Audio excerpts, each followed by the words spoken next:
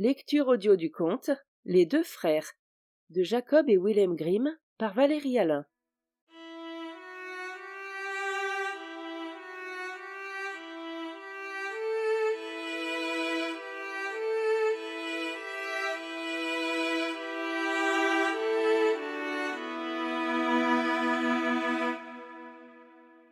Il était une fois deux frères, un riche et un pauvre. Le riche était orfèvre et avait un cœur méchant.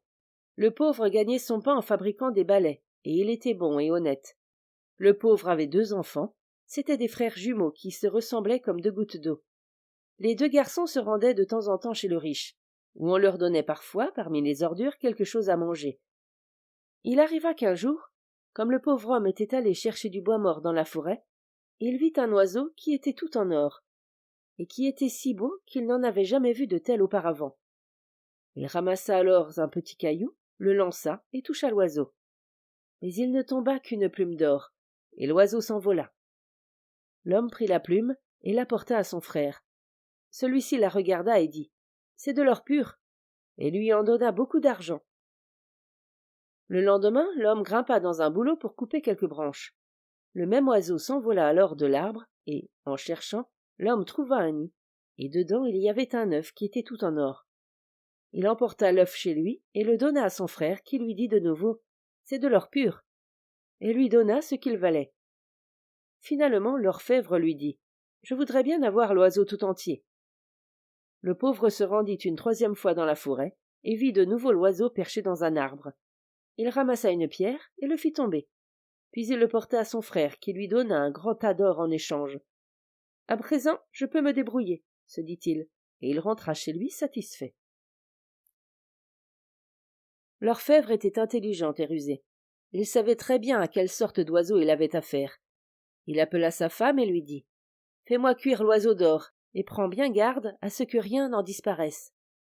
Je désire le manger tout seul. » Cependant, ce n'était pas un oiseau ordinaire. Il était d'une espèce si merveilleuse que, si quelqu'un en mangeait le cœur et le foie, il trouvait tous les matins une pièce d'or sous son oreiller. La femme prépara l'oiseau, l'embrocha et le fit rôtir. Mais pendant qu'il était sur le feu et que la femme avait quitté la cuisine pour vaquer à d'autres occupations, les deux enfants du pauvre faiseur de balais entrèrent en courant, s'arrêtèrent devant l'oiseau embroché et firent tourner la broche 2 ou 3 fois. Juste à ce moment-là, 2 petits morceaux tombèrent de l'intérieur de l'oiseau dans la poêle, et l'un des garçons dit « Nous allons manger ces 2 petits morceaux, j'ai tellement faim, et puis personne ne le remarquera. » Ils mangèrent donc les 2 petits morceaux. Mais la femme revint à ce moment-là, vit qu'ils mangeaient quelque chose et leur dit « Qu'avez-vous mangé ?»« Quelques petits morceaux qui sont tombés de l'intérieur de l'oiseau, » répondirent-ils. « C'était le cœur et le foie, » dit la femme, tout effrayée. Et pour que son mari ne se rende compte de rien, elle abattit vite un poulet, en sortit le cœur et le foie, et les mit dans l'oiseau d'or. Quand l'oiseau fut prêt, elle le servit à l'orfèvre, qui le mangea à lui tout seul, sans en laisser une miette. Mais, le lendemain matin, quand il passa la main sous son oreiller en s'attendant à trouver une pièce d'or, il n'y en avait pas plus que d'habitude. Les enfants, quant à eux, ne savaient pas la chance qui leur était tombée du ciel. Le lendemain matin, quand ils se réveillèrent, quelque chose tomba à terre en sonnant et, en le ramassant, ils virent que c'étaient 2 pièces d'or. Ils les portèrent à leur père, qui s'étonna et dit « Comment cela serait-il possible ?» Mais comme ils en trouvèrent à nouveau 2 le matin suivant, et que cela se reproduisait tous les jours, il se rendit chez son frère et lui raconta cette étrange histoire. L'orfèvre comprit tout de suite qu'ils avaient mangé le cœur et le foie de l'oiseau d'or, et pour se venger, mais aussi parce qu'il était envieux et qu'il avait un cœur de pierre, il parla ainsi à leur père. « Tes enfants ont conclu un pacte avec le malin. Ne garde pas cet or, et ne tolère pas qu'ils restent un instant de plus sous ton toit, car ils sont sous son emprise, et il peut causer ta perte à toi aussi. » Le père des jumeaux craignait le malin, et si pénible que cela lui fût, il conduisit quand même les jumeaux dans la forêt, et le cœur gros, il les y abandonna. Voilà donc les enfants errant dans la forêt, et cherchant le chemin de leur maison, mais ils ne parvenaient pas à la trouver, et s'égaraient de plus en plus. Finalement, ils rencontrèrent un chasseur qui leur demanda « À qui êtes-vous, mes enfants ?»« Nous sommes les fils du pauvre faiseur de balais, lui répondirent-ils. et ils lui racontèrent comment leur père n'avait pas voulu les garder plus longtemps sous son toit, parce que tous les matins, ils trouvaient une pièce d'or sous leur oreiller. « Bon, dit le chasseur, ce n'est pas bien grave, si vous restez honnête et si vous ne devenez pas paresseux. » Comme les enfants lui plaisaient, et qu'il n'en avait pas lui-même, le brave homme les emmena chez lui et leur dit « Je vais vous tenir lieu de père et vous élever. » Ils apprirent donc chez lui l'art de la chasse, et la pièce d'or que chacun d'eux se trouvait en se levant le matin, il la leur mettait de côté. Ils pourraient en avoir besoin plus tard. Quand ils eurent grandi, leur père adoptif les emmena un jour dans la forêt et leur dit « Aujourd'hui vous allez faire votre tir d'essai, pour que je puisse vous rendre votre liberté et faire de vous des chasseurs. » Ils le suivirent à l'endroit où l'on guette le gibier, et attendirent longtemps. Mais il ne vint aucun animal. Le chasseur regarda en l'air, et vit passer au-dessus d'eux un vol d'oies sauvages, qui étaient rangés en triangle. Il dit alors à l'un des frères « Allez, touche celle qui est à chaque coin. » Il le fit, et réussit ainsi son tir d'essai. Peu après, il passa à nouveau un vol d'oies qui avait la forme du chiffre 2. Le chasseur demanda alors à l'autre frère de faire de même, et de viser celle qui se trouvait à chaque extrémité. Et il réussit lui aussi son tir d'essai. Leur père adoptif leur dit alors « Je vous déclare libre, vous êtes des chasseurs accomplis. » Sur ces mots, les deux frères partirent dans la forêt, se concertèrent et convinrent de quelque chose. Et quand le soir ils prirent place à table, ils dirent à leur père adoptif « Nous ne toucherons pas au repas, et nous ne mangerons pas un seul morceau, avant que vous ne nous ayez accordé une chose. » « De quoi s'agit-il donc » demanda-t-il. « À présent que notre apprentissage est terminé, répondirent-ils, nous devons faire nos preuves dans le monde. Donnez-nous la permission de partir et de voyager de par le monde. » Le vieux dit alors avec joie « Vous parlez en bon chasseur, et ce que vous désirez, je l'ai moi-même souhaité. Partez, tout ira bien pour vous. » Et ils mangèrent et burent ensemble joyeusement. Quand le jour qu'ils avaient fixé arriva, leur père adoptif leur offrit à chacun un bon fusil et un chien, et laissa chacun prendre autant de pièces d'or qu'il voulait, parmi celles qu'il leur avait mises de côté. Puis il fit un bout de chemin avec eux, et au moment de leur dire adieu, il leur donna encore un couteau à la lame brillante, en disant « Si un jour vous devez vous séparer, plantez ce couteau dans un arbre à un carrefour. Comme ça, l'un de vous, en revenant sur ses pas, pourra voir ce qu'il est advenu de son frère. Car la lame qui est tournée du côté vers lequel il est parti se couvrira de rouille s'il meurt. Mais tant qu'il est en vie, elle restera brillante. » Les deux frères poursuivaient leur chemin, et arrivèrent dans une forêt qui était si grande qu'il leur était impossible de la traverser une seule journée. Ils y passèrent donc la nuit, et mangèrent ce qu'ils avaient mis dans leur sac de chasseurs. Mais ils marchèrent encore le deuxième jour sans sortir de la forêt. Comme ils n'avaient plus rien à manger, l'un d'eux dit « Nous devons tuer un animal si nous ne voulons pas souffrir de la faim. » Il chargea son fusil et regarda autour de lui. Et quand un vieux lièvre vint en courant dans leur direction, il le mit en joue. Mais le lièvre s'écria « Gentil chasseur, laisse-moi en vie. En échange, je te donnerai 2 petits. » Il disparut aussitôt dans les buissons et en ressortit avec 2 petits. Mais il jouait avec tant d'entrain et était si gentil que les chasseurs n'eurent pas le cœur de les tuer. Ils les gardèrent donc avec eux, et les petits levreaux leur emboîtèrent le pas. Peu après, un renard passa non loin d'eux. Ils voulurent l'abattre, mais il leur cria « Gentil chasseur, laisse-moi en vie. En échange, je te donnerai 2 petits. » Il leur amena 2 renardeaux, et les chasseurs ne voulurent pas les tuer non plus. Ils les gardèrent pour tenir compagnie aux lièvres, et les renardeaux les suivirent. Peu de temps après, un loup sortit des fourrés. Les chasseurs le mirent en joue, mais il leur cria « Gentil chasseur, laisse-moi en vie. En échange, je te donnerai 2 petits. » Les chasseurs mirent les 2 louveteaux avec les autres animaux, qui les suivirent tous. Puis vint un ours qui n'avait rien contre le fait de rester en vie et de continuer à trotter dans la forêt, et qui leur cria « Gentil chasseur, laisse-moi en vie, en échange, je te donnerai 2 petits. » Les 2 oursons rejoignirent les autres animaux, et cela en faisait déjà 8. Et qui arriva en dernier? Un lion qui secoua sa crinière. Mais les chasseurs ne se laissèrent pas impressionner et le visèrent. Cependant le lion dit, comme les autres, « Gentil chasseur, laisse-moi en vie, en échange, je te donnerai 2 petits. » Il alla aussi chercher ses petits. si bien que les chasseurs avaient à présent 2 lions, 2 ours, 2 loups, 2 renards et 2 lièvres, qui les suivaient et leur obéissaient. Mais tout cela n'avait pas apaisé leur faim, et elles dirent au renard: « Écoutez, rôdeurs que vous êtes, trouvez-nous quelque chose à manger, vous qui êtes rusés et sournois. » Les renards leur répondirent: « Il y a un village, non loin d'ici, où nous avons déjà plusieurs fois volé des poules. Nous allons vous en montrer le chemin. » Ils se rendirent donc au village, achetèrent quelque chose à manger pour eux, et firent aussi nourrir leurs animaux, puis ils repartirent. Quant aux renards, comme ils connaissaient bien la région, et qu'ils savaient où se trouvaient les poulaillers, ils étaient toujours capables d'indiquer le bon chemin aux chasseurs. Voilà qu'ils marchaient depuis un certain temps, mais ils ne parvenaient pas à trouver quelqu'un qui les prît ensemble à son service. Ils se dirent donc: « Nous n'avons pas le choix, nous devons nous séparer. » Ils partagèrent les animaux, de façon à ce que chacun ait un lion, un ours, un loup, un renard et un lièvre. Puis ils se dirent adieu en se promettant de s'aimer fraternellement jusqu'à la mort, et plantèrent dans un arbre le couteau que leur avait donné leur père adoptif. Sur ces entrefaites, l'un partit vers l'est et l'autre vers l'ouest. Le plus jeune arriva avec ses animaux dans une ville qui était entièrement recouverte de crêpes noires. Il entra dans une auberge et demanda au patron s'il pouvait héberger ses animaux. L'aubergiste lui donna une étable où il y avait un trou dans le mur. Le lièvre sortit par là et revint avec un chou. Quant au renard, il alla se chercher une poule, puis, quand il l'eut mangée, il alla aussi chercher le coq.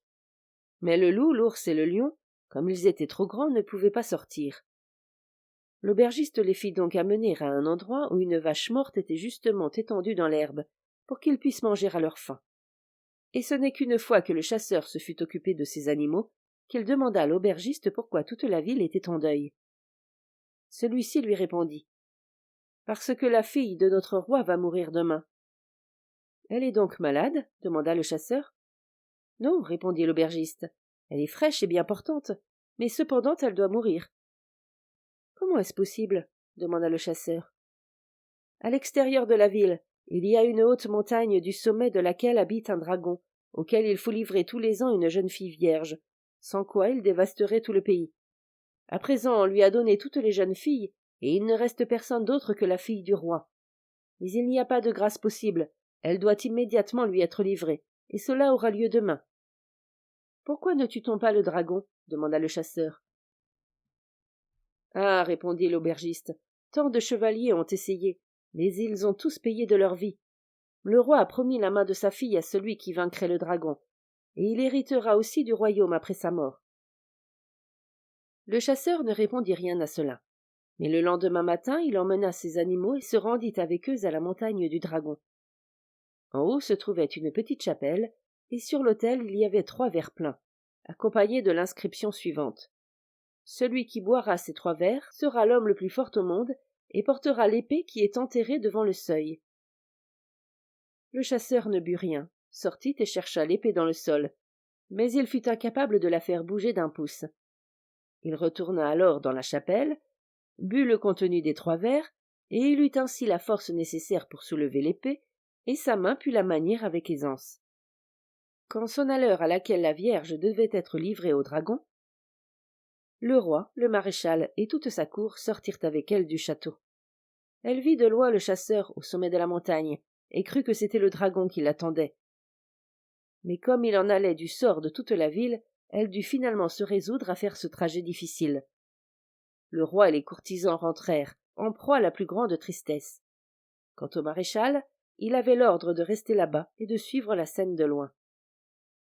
Quand la fille du roi arriva en haut de la montagne, elle trouva, au lieu du dragon, le jeune chasseur qui la consola et lui dit qu'il voulait la sauver. Il l'emmena dans la chapelle et l'y enferma. Très peu de temps après, le dragon à 7 têtes arriva en mugissant. À la vue du chasseur, il s'étonna et dit: « Que viens-tu chercher ici, sur la montagne ? » ?»« Je viens me battre avec toi. Nombreux sont les chevaliers qui ont déjà laissé leur vie ici, et j'arriverai bien à venir à bout de toi aussi, » répondit le dragon, en crachant du feu par ses 7 gueules. Il voulait ainsi mettre le feu à l'herbe sèche, de façon à ce que le chasseur meure étouffé dans la braise et la fumée. Mais les animaux arrivèrent à son secours, et éteignirent le feu avec leurs pattes. Le dragon se précipita alors sur le chasseur, mais celui-ci brandit son épée en la faisant siffler en l'air et lui trancha 3 têtes. C'est alors que le dragon se mit vraiment en colère. Il s'éleva dans les airs et cracha des flammes vers le chasseur. Il était sur le point de se jeter sur lui, mais le chasseur dégaina une nouvelle fois son épée et lui trancha de nouveau 3 têtes. Le monstre n'en pouvait plus et s'effondra, mais il voulait encore se jeter sur le chasseur. Cependant celui-ci, de ses dernières forces, lui trancha la queue, puis comme il ne pouvait plus se battre, il appela ses animaux qui le mirent en pièces. Lorsque le combat fut terminé, le chasseur ouvrit la porte de la chapelle et trouva la fille du roi étendue sur le sol, parce que la peur lui avait fait perdre connaissance. Il la porta à l'extérieur, et quand elle revint à elle, et ouvrit les yeux, elle lui montra le dragon déchiqueté, et lui dit qu'à présent elle était délivrée. Elle se réjouit, et dit « Tu seras donc maintenant mon époux bien-aimé, car mon père m'a promise à celui qui tuerait le dragon. » Sur ces mots, elle défit le collier de corail qu'elle portait à son cou, et le partagea entre les animaux en guise de récompense. Et c'est le lion qui hérita du petit fermoir en or. Quant à son mouchoir, sur lequel était brodé son nom, elle l'offrit au chasseur. Celui-ci alla couper les langues des 7 têtes du dragon, les y enveloppa et les garda bien soigneusement. Quand tout cela fut fait, comme le feu et le combat l'avaient épuisé, il dit à la jeune fille « Nous sommes si épuisés tous les deux, dormons un peu. » Elle acquiesça, et ils s'allongèrent sur le sol, et le chasseur dit au lion « Tu dois monter la garde pour que personne ne nous attaque pendant que nous dormons. » Le lion se coucha près d'eux pour monter la garde, mais le combat l'avait fatigué lui aussi. Il appela donc l'ours et lui dit « Couche-toi à côté de moi, il faut que je dorme un peu. Réveille-moi s'il se passe quelque chose. » L'ours se coucha alors près de lui, mais lui aussi était fatigué. Il appela donc le loup et lui dit « Couche-toi à côté de moi, il faut que je dorme un peu. Réveille-moi s'il se passe quelque chose. » Le loup se coucha alors près de lui, mais lui aussi était fatigué. Il appela donc le renard et lui dit « Couche-toi à côté de moi, il faut que je dorme un peu. Réveille-moi s'il se passe quelque chose. » Le renard se coucha alors près de lui, mais lui aussi était fatigué. Il appela donc le lièvre et lui dit « Couche-toi à côté de moi, il faut que je dorme un peu. Réveille-moi s'il se passe quelque chose. » Le lièvre s'assit alors près d'eux, mais le pauvre lièvre était fatigué lui aussi, et il n'avait personne à qui demander de monter la garde, et il s'endormit. Les voilà donc tous, la fille du roi, le chasseur, le lion, l'ours, le loup, le renard et le lièvre, en train de dormir d'un profond sommeil. Quand tout redevint calme en haut de la montagne, le maréchal, qui devait observer la scène de loin, ne voyant pas le dragon s'envoler avec la jeune fille, prit son courage à 2 mains et escalada la montagne. Le dragon gisait, déchiré en morceaux, et non loin de là, la fille du roi était étendue auprès d'un chasseur et de ses animaux, et ils étaient tous plongés dans un profond sommeil. Et comme il était méchant et impie, le maréchal prit son épée et coupa la tête du chasseur. Il prit la jeune fille dans ses bras et la porta en bas de la montagne. Elle se réveilla soudain et prit peur. Mais le maréchal lui dit « Ta vie est entre mes mains, et tu diras que c'est moi qui ai tué le dragon. » « Je ne peux pas, car c'est un chasseur avec ses animaux qui l'a fait. » Il dégaina alors son épée et la menaça de la tuer si elle ne lui obéissait pas, et il l'obligea à le lui promettre. Il l'amena alors chez le roi, qui ne se sentit plus de joie en revoyant vivante sa chère enfant qu'il avait cru déchiquetée par le monstre. Le maréchal lui dit « J'ai tué le dragon et libéré la jeune fille et tout le royaume. J'exige donc qu'elle devienne ma femme, comme cela a été décidé. » Le roi demanda à la jeune fille « Ce qu'il dit est-il vrai ?» « Oh oui, répondit-elle, cela doit être vrai, mais je demande que le mariage soit célébré seulement dans 1 an et 1 jour. » Car elle espérait avoir pendant ce temps des nouvelles de son chasseur bien-aimé. Cependant, en haut de la montagne du dragon, les animaux étaient toujours étendus près de leur défunt maître. Il arriva soudain un gros bourdon qui se posa sur le nez du lièvre, mais celui-ci le chassa de sa patte et continua de dormir. Le bourdon revint une 2e fois, mais le lièvre le chassa de nouveau et continua de dormir. Il revint alors une 3e fois et lui piqua le nez, ce qui le réveilla. Dès qu'il fut réveillé, le lièvre réveilla le renard, qui réveilla le loup, qui réveilla l'ours, qui réveilla le lion. Et quand le lion vit que la jeune femme avait disparu et que son maître était mort, Il poussa un effroyable rugissement et s'écria: « Qui a fait ça? Ours, pourquoi ne m'as-tu pas réveillé ?» L'ours demanda au loup: « Pourquoi ne m'as-tu pas réveillé ?» Le loup demanda au renard: « Pourquoi ne m'as-tu pas réveillé ?» Et le renard demanda au lièvre: « Pourquoi ne m'as-tu pas réveillé ?» Le pauvre lièvre, ne sachant pas quoi répondre, on lui en attribua la faute. Ils voulurent alors tous se jeter sur lui, mais il les supplia en disant: « Ne me tuez pas, je vais ramener votre maître à la vie. Je connais une montagne sur laquelle pousse une certaine racine qui guérit celui qui l'a dans la bouche de toutes les maladies et de toutes les plaies. Mais cette montagne se trouve à 200 lieues de route d'ici. » Le lion dit alors: « Tu dois y aller et en revenir en l'espace de 24 heures et rapporter cette racine. » Le lièvre s'élança aussitôt, et 24 heures plus tard, il était de retour avec la racine. Le lion remit la tête de son maître à sa place, le lièvre mit la racine dans la bouche du chasseur, et aussitôt tout se ressouda, son cœur se remit à battre, et la vie lui revint. Le chasseur se réveilla, eut peur en ne voyant pas la jeune femme, et se dit: « Elle a dû partir pendant que je dormais pour se débarrasser de moi. » Dans sa grande hâte, le lion avait mis la tête de son maître à l'envers, mais celui-ci ne s'en rendit pas compte, tant il était accaparé par ses pensées, qui allaient toutes vers la fille du roi. Ce n'est qu'à midi, quand il voulut manger quelque chose, qu'il vit que sa tête était tournée vers le dos. Il ne pouvait comprendre comment c'était possible, et demanda à ses animaux ce qui lui était arrivé pendant son sommeil. Le lion lui raconta alors qu'ils s'étaient tous endormis de fatigue, et qu'à leur réveil, il l'avait trouvé mort, la tête coupée. Que le lièvre avait couru chercher la racine de vie, mais que le lion, dans sa hâte, lui avait remis sa tête en place, mais dans le mauvais sens. Il voulait réparer son erreur. Il arracha donc la tête de son maître, la retourna, et le lièvre la ressouda à son corps, et le ressuscita à l'aide de la racine. Cependant le chasseur était triste, et il allait de par le monde en faisant danser ses animaux devant les gens. Il se trouva qu'exactement 1 an plus tard, il revint dans la ville où il avait délivré du dragon la fille du roi. Cette fois la ville tout entière était recouverte d'écarlate. Il interrogea l'aubergiste. « Qu'est-ce que cela veut dire? Il y a 1 an la ville était couverte de crêpe noire. Pourquoi ce tissu écarlate aujourd'hui ?» L'aubergiste lui répondit: « Il y a 1 an la fille de notre roi devait être livrée en pâture au dragon. Mais le maréchal s'est battu contre lui et l'a tué, et demain on doit célébrer leur mariage.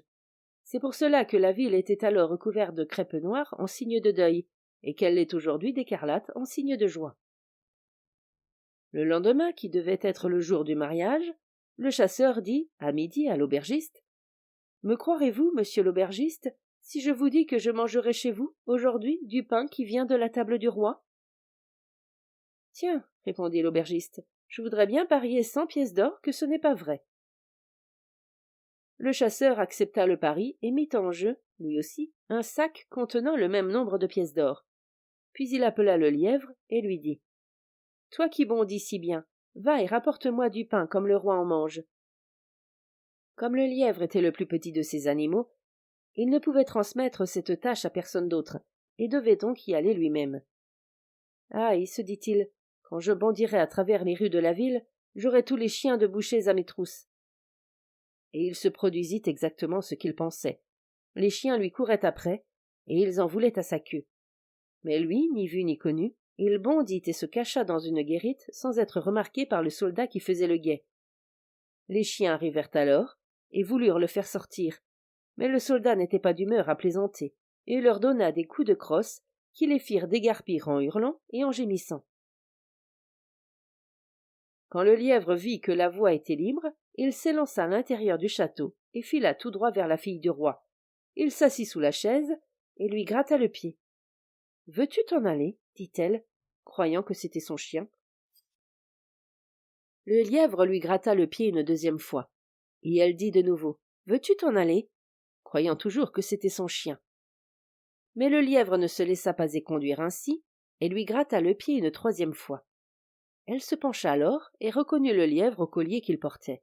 Elle le prit sur ses genoux, l'emporta dans sa chambre et lui demanda: « Mon cher lièvre, que veux-tu » Il lui répondit: « Mon maître qui a tué le dragon est ici et m'envoie vous demander un pain comme celui que mange le roi. » Remplie de joie, elle fit alors venir le boulanger et lui ordonna d'apporter un pain comme celui que mangeait le roi. Le lièvre dit: Il faut que le boulanger la porte à ma place, pour que les chiens des bouchers ne s'en prennent pas à moi. Le boulanger lui porta donc le pain jusqu'à la porte de l'auberge. Le lièvre se dressa alors sur ses pattes arrière, prit le pain entre ses pattes avant, et le porta à son maître. Le chasseur dit alors: Vous voyez, monsieur l'aubergiste, les 100 pièces d'or sont à moi. L'aubergiste s'étonna, mais le chasseur poursuivit: Oui, monsieur l'aubergiste, j'ai le pain, et je voudrais aussi un peu de rôti que mange le roi. L'aubergiste dit: Je voudrais bien voir ça. Mais il n'avait pas envie de parier. Le chasseur appela son renard et lui dit: Va, mon petit renard, et rapporte-moi du rôti comme celui que mange le roi. Le renard roux était plus rusé que le lièvre, et passa par les coins et les recoins sans qu'un seul chien ne le remarque. Il s'assit sous la chaise de la fille du roi et lui gratta le pied. Elle baissa les yeux et reconnut le renard. Elle l'emmena dans sa chambre et lui demanda: Mon cher renard, que veux-tu? Il lui répondit: Mon maître qui a tué le dragon est ici et m'envoie vous demander un rôti comme celui que mange le roi. Elle fit alors venir le cuisinier qui dut préparer un rôti comme celui que mangeait le roi et le porter jusqu'à la porte de l'auberge. Une fois là-bas, le renard lui prit le plat des mains, commença par secouer sa queue pour chasser les mouches qui s'étaient posées sur le rôti, puis le porta à son maître. Vous voyez, monsieur l'aubergiste, dit le chasseur, le pain et la viande sont là. À présent, je voudrais bien manger des légumes comme ceux que mange le roi. Il appela son loup et lui dit: Mon cher loup, va me chercher des légumes comme ceux que mange le roi. Comme il n'avait peur de personne, le loup se rendit tout droit au château et alla trouver la princesse. Il tira un peu sur sa robe, par derrière, ce qui la fit se retourner. Elle le reconnut à son collier, le prit avec elle dans sa chambre et lui demanda: Mon cher loup, que veux-tu? Il lui répondit: Mon maître qui a tué le dragon est ici. Je dois vous demander des légumes comme ceux que mange le roi. Elle fit alors venir le cuisinier qui dut préparer des légumes comme ceux que mangeait le roi, et les porter jusqu'à la porte de l'auberge. Une fois là-bas, le loup lui prit le plat des mains et le porta à son maître. Celui-ci appela alors l'ours et lui dit: Mon cher ours, toi qui aimes bien les sucreries, va me chercher des friandises comme celles que mange le roi. L'ours trotta vers le château et tous s'écartaient de son chemin. Mais quand il arriva devant la garde royale, elle leva les fusils pour l'empêcher d'entrer dans le château. Cependant, il se dressa de toute sa taille et distribua de ses grosses pattes quelques gifles à droite et à gauche, faisant tomber à terre toute la garde. Puis il se rendit tout droit chez la fille du roi, se plaça derrière elle et poussa un petit grognement. Elle se retourna, reconnut l'ours et lui dit de la suivre dans sa chambre. Elle lui demanda alors: Mon cher ours, que veux-tu? Il lui répondit: Mon maître qui a tué le dragon est ici. Je dois vous demander des friandises comme celles que mange le roi. Elle fit alors venir le confiseur, qui dut confectionner des friandises comme celles que mangeait le roi, et les porter jusqu'à la porte de l'auberge. Une fois là-bas, l'ours commença par lécher les petits pois en sucre qui avaient roulé à terre. Puis il se mit debout, prit le plat et le porta à son maître. Vous voyez, monsieur l'aubergiste, dit le chasseur, à présent j'ai du pain, de la viande, des légumes et des friandises. Mais j'aimerais aussi boire du vin pareil à celui que boit le roi. Il appela son lion et lui dit: Mon cher lion, toi qui aimes bien t'enivrer un peu, va me chercher du vin comme celui que boit le roi. Le lion se mit alors en route, et les gens s'effrayaient en le voyant. Quand il arriva devant la garde royale, elle voulut lui barrer la route, mais un seul rugissement suffit à faire dégarpir tout le monde. Le lion se rendit alors devant la chambre royale et frappa à la porte avec sa queue. Quand la fille du roi sortit, il s'en fallut de peu qu'elle ne prenne peur en voyant le lion. Mais elle le reconnut au fermoir d'or qui venait de son collier. Elle lui dit de la suivre dans sa chambre et lui demanda: Mon cher lion, que veux-tu? Il lui répondit: Mon maître qui a tué le dragon est ici. Je dois vous demander du vin comme celui que boit le roi. Elle fit alors venir les chansons pour qu'il lui donne du vin comme celui que buvait le roi. Le lion dit: Je vais le suivre pour vérifier qu'on me donne bien le bon vin. Il descendit alors à la cave avec les chansons, et quand ils furent en bas, celui-ci voulut lui tirer du vin ordinaire, celui que buvaient les serviteurs du roi. Mais le lion lui dit: Attends, il faut d'abord que je goûte le vin. Il en tira une demi-chope et l'avala d'un coup. Non, dit-il, ce n'est pas le bon. Les chansons le regarda de travers, mais n'en alla pas moins vers un autre tonneau, qui était destinée au maréchal du roi. Le lion lui dit « Attends, il faut d'abord que je goûte le vin. » Il en tira une demi-chope et la but. « Celui-là est meilleur, mais ce n'est pas encore le bon. » L'échanson se fâcha alors et dit « Qu'est-ce qu'un animal aussi stupide peut bien comprendre au vin ?» Mais le lion lui donna un tel coup sur la nuque qu'il tomba lourdement sur le sol. Quand il fut revenu à lui et qu'il se fut relevé, il conduisit le lion sans mot dire dans une petite cave à part, où on gardait le vin du roi, qu'on ne servait à personne d'autre. Le lion commença par en tirer une demi-chope et par goûter le vin. Puis il dit « Cela doit être le bon », et il ordonna à l'échanson de remplir 6 bouteilles.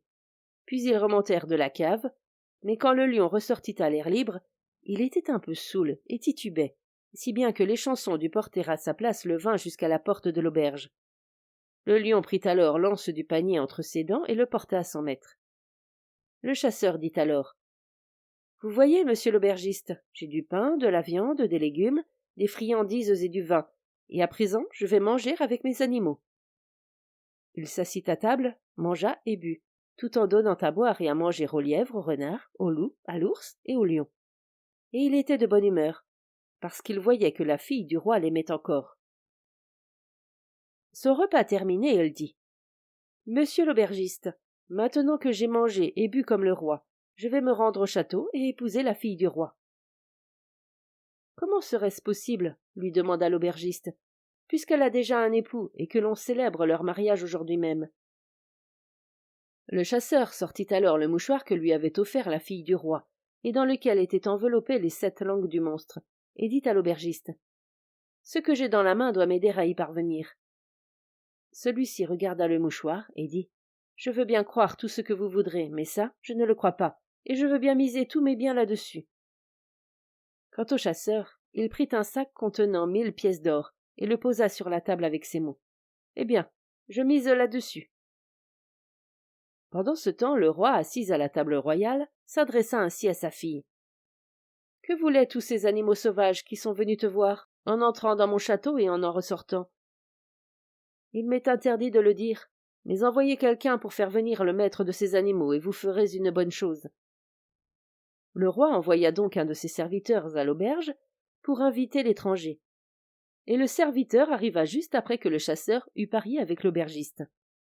Le chasseur dit alors « Vous voyez, monsieur l'aubergiste, le roi envoie un serviteur pour m'inviter, mais je n'irai pas au château comme cela. » Et il s'adressa ainsi au serviteur. « Je vous demande de prier sa majesté de bien vouloir m'envoyer des habits royaux, un carrosse attelé de 6 chevaux et des serviteurs qui seront à mes ordres. » Lorsqu'il entendit cette réponse, le roi demanda à sa fille « Que dois-je faire ?»« Donnez l'ordre d'aller le chercher comme il l'exige, et vous ferez une bonne chose. » Le roi lui envoya donc des habits royaux, un carrosse avec 6 chevaux et des serviteurs qui devaient être à ses ordres.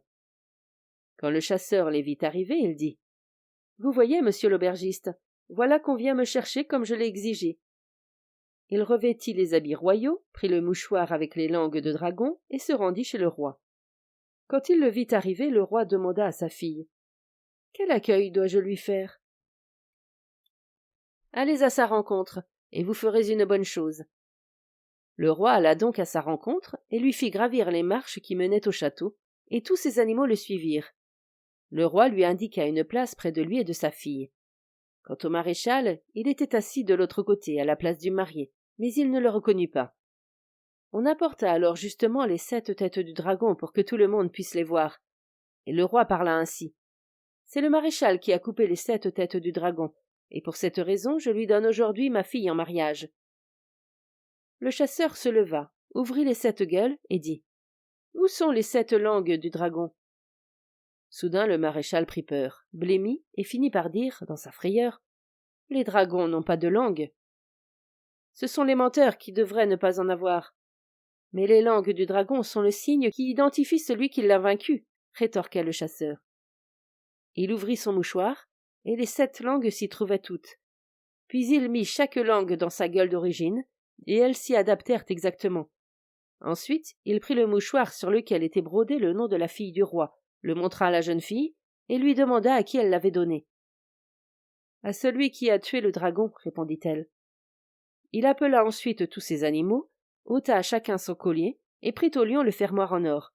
Il les montra à la jeune fille, et lui demanda à qui ils appartenaient. Le collier et le fermoir étaient à moi, mais je les ai répartis entre les animaux qui ont aidé à vaincre le dragon. Le chasseur dit alors: Pendant que je me reposais après le combat, et que je m'étais endormi, le maréchal est venu et m'a coupé la tête. Puis il a emporté la fille du roi et a prétendu que c'était lui qui avait tué le dragon. Il a menti, et les preuves en sont les langues, le mouchoir et le collier. Puis il raconta comment ces animaux l'avaient guéri à l'aide d'une racine merveilleuse, qu'il avait erré de par le monde avec eux pendant 1 an, et qu'il avait fini par revenir dans cette ville, où il avait appris de la bouche de l'aubergiste la tromperie du maréchal. Le roi demanda alors à sa fille: Ce qu'il dit est-il vrai? Oui, c'est vrai, répondit-elle. À présent, je puis révéler l'infamie du maréchal, parce qu'elle a éclaté au grand jour sans que j'y contribue. Car il m'avait forcé à lui promettre de garder le silence. C'est pour cette raison que j'avais demandé que le mariage soit célébré seulement dans 1 an et 1 jour. Le roi fit alors appeler 12 conseillers qui devaient rendre leur verdict concernant le maréchal, et il fut condamné à être écartelé par 4 bœufs. Le maréchal fut donc exécuté.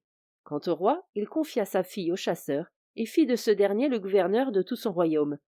Le mariage fut célébré avec une grande joie, et le jeune roi fit venir son vrai père et son père adoptif, et il les couvrit de richesses.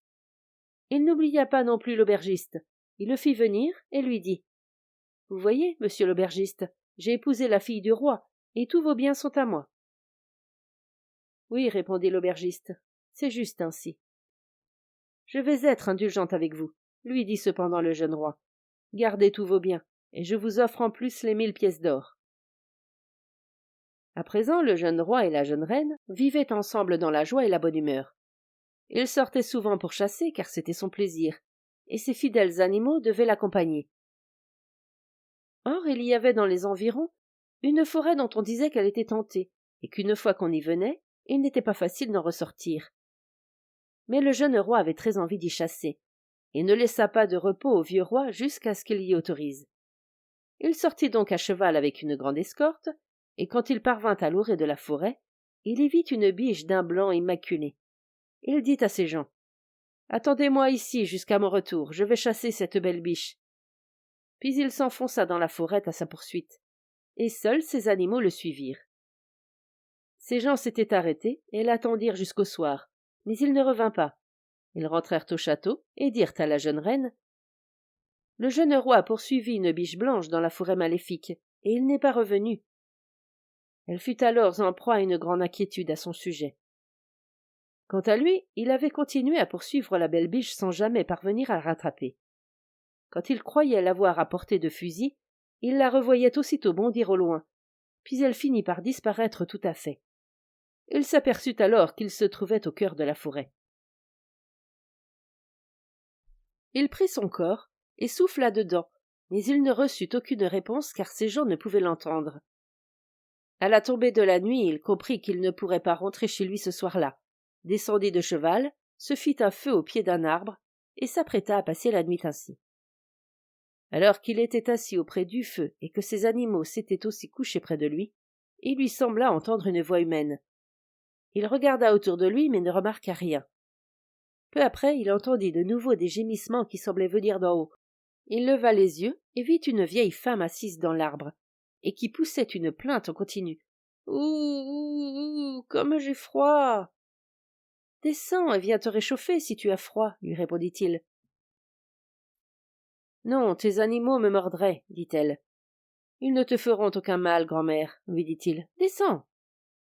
Mais c'était une sorcière, et elle lui dit: « Je vais te lancer une baguette, et si tu leur donnes un coup sur le dos avec, ils ne me feront aucun mal. » Elle lui lança donc une petite baguette, il les frappa avec, et les voilà allongés là, sans bouger. Ils étaient changés en pierre. Et quand la sorcière fut sûre que les animaux ne lui feraient rien, elle sauta à terre, le toucha lui aussi de sa baguette, et le changea en pierre. Puis elle éclata de rire et le traîna, avec ses animaux, dans un fossé où se trouvait déjà quantité de pierres de cette sorte. Comme le jeune roi ne revenait pas du tout, la crainte et l'inquiétude de la jeune reine allaient croissant.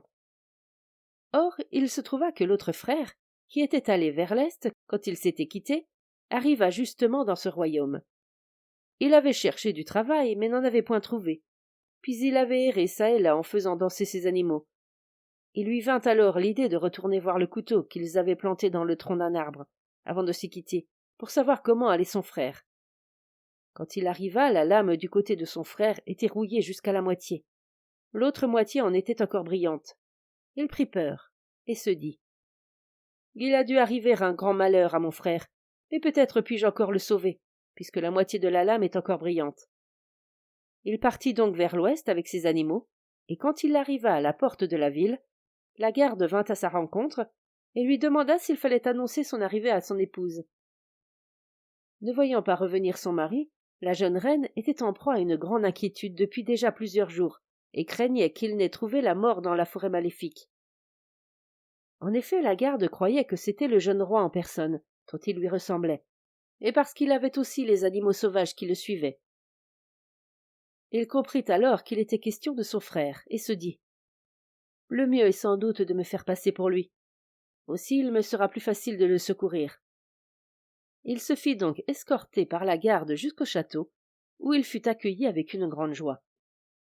La jeune reine crut que ce n'était personne d'autre que son époux, et lui demanda pourquoi elle s'était absentée aussi longtemps. Il lui répondit « Je m'étais égaré dans une forêt, et je n'ai pas réussi à retrouver mon chemin plus tôt. » Le soir, on le conduisit au lit du roi, mais il posa une épée à double tranchant entre la reine et lui. Elle ne savait pas ce que cela signifiait, mais elle n'osa pas lui poser la question. Il resta donc quelques jours au château et se renseigna pendant ce temps sur la forêt maléfique. Puis il dit enfin « Il faut que je retourne chasser dans cette forêt. » Le vieux roi et la jeune reine voulurent l'en empêcher, mais il insista et repartit dans la forêt, accompagné d'une grande escorte. Une fois dans la forêt, il lui arriva la même chose qu'à son frère. Il vit une biche blanche et dit à ses gens « Restez ici et attendez que je revienne. Je vais chasser cette belle biche. » Il pénétra dans la forêt, suivi de ses animaux. Mais il ne parvint pas à rattraper la biche, et s'enfonça si profondément dans la forêt qu'il dut y passer la nuit. Et quand il eut fait du feu, il entendit gémir au-dessus de lui. « Ouh, comme j'ai froid !» Il regarda en l'air et vit la même sorcière, en haut de l'arbre, et lui dit « Si tu as froid, grand-mère, descends et viens te réchauffer. »« Non, dit-elle, tes animaux me mordraient. »« Ils ne te feront aucun mal, » lui répondit-il.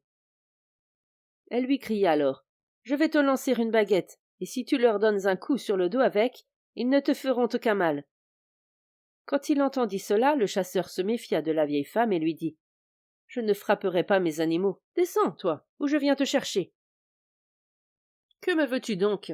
lui cria-t-elle. « Tu ne me feras rien. »« Si tu ne viens pas, lui répondit-il, je te ferai descendre en te tirant dessus. »« Tire donc, rétorqua-t-elle, je ne crains pas tes balles. » Il la mit en joue et tira, mais la sorcière résistait à toutes les balles de plomb. Elle éclata d'un rire retentissant et lui cria « Tu ne m'auras pas !»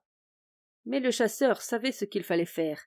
Il arracha 3 boutons d'argent à son habit, les chargea dans son fusil, car contre ce métal, tout l'art de la sorcière était impuissant. Quand il appuya sur la détente, la sorcière dégringola aussitôt de l'arbre en poussant de grands cris.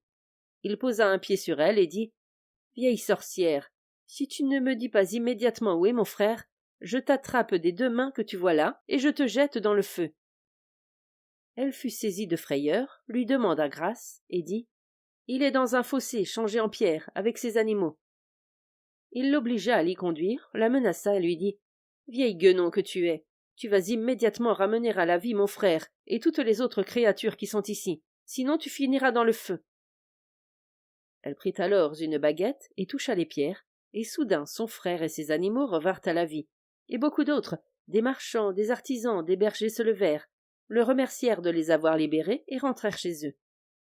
Quant aux jumeaux, lorsqu'ils se reconnurent, ils s'embrassèrent et se réjouirent de tout leur cœur. Puis ils saisirent la sorcière, la ligotèrent et la jetèrent dans le feu. Et quand elle eut brûlé, la forêt s'ouvrit d'elle-même et devint calme et lumineuse, et on pouvait apercevoir le château royal, distant de 3 lieues de route. Les 2 frères rentrèrent donc ensemble, et en chemin ils se racontèrent leurs destins respectifs. Et quand le jeune raconta qu'il gouvernait tout le royaume à la place du roi, l'autre lui dit Je m'en suis rendu compte, car quand je suis entré dans la ville et qu'on m'a pris pour toi, on m'a fait tous les honneurs royaux. La jeune reine m'a pris pour son époux, et je devais manger à ses côtés et dormir dans ton lit. » Quand l'autre entendit cela, la jalousie et la colère qui en ressortit furent si violentes qu'il dégaina son épée et trancha la tête de son frère. Mais en le voyant étendu là, mort, et en voyant couler son sang rouge, il le regretta amèrement. « Mon frère m'a délivré, s'écria-t-il, et moi, en retour, je l'ai tué. » Il se mit à se lamenter, à fendre l'âme. Son lièvre vint alors et proposa d'aller chercher la racine qui redonne la vie. Il s'en fut en bondissant et la rapporta à temps. Le mort fut ramené à la vie, et ne se souvenait même plus de sa blessure. Sur ces entrefaites, ils poursuivirent leur chemin, et le plus jeune dit: « Tu as la même apparence que moi, tu portes des habits royaux comme moi, et tes animaux te suivent comme moi. Nous allons entrer dans la ville par 2 portes opposées, et arriver chez le vieux roi en même temps de 2 côtés différents. » Ils se séparèrent donc, et la garde arriva chez le vieux roi en provenance de l'une et de l'autre porte, pour annoncer que le jeune roi était revenu de la chasse avec ses animaux. Le roi dit: « Ce n'est pas possible, les 2 portes sont à 1 lieue de route l'une de l'autre. » Pendant ce temps, les 2 frères entrèrent dans la cour en venant de 2 côtés différents, et montèrent tous 2 chez le roi. Le roi s'adressa alors à sa fille. « Dis-moi, lequel des 2 est ton époux?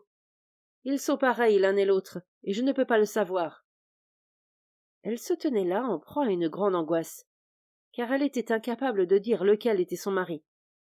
Finalement, elle se souvint du collier qu'elle avait donné aux animaux.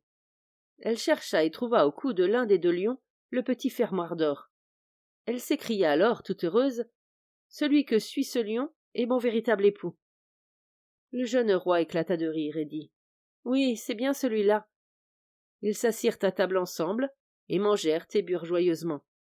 Le soir, quand le jeune roi alla se coucher, sa femme lui demanda: « Pourquoi as-tu mis une épée à double tranchant dans notre lit ces dernières nuits? J'ai cru que tu voulais me tuer. » Il comprit alors à quel point son frère avait été honnête envers lui.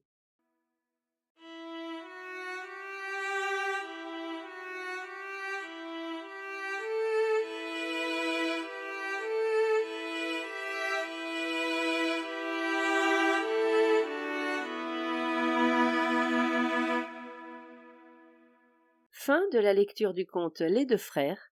Merci de votre écoute. Je vous rends vos oreilles, cœur avec les doigts.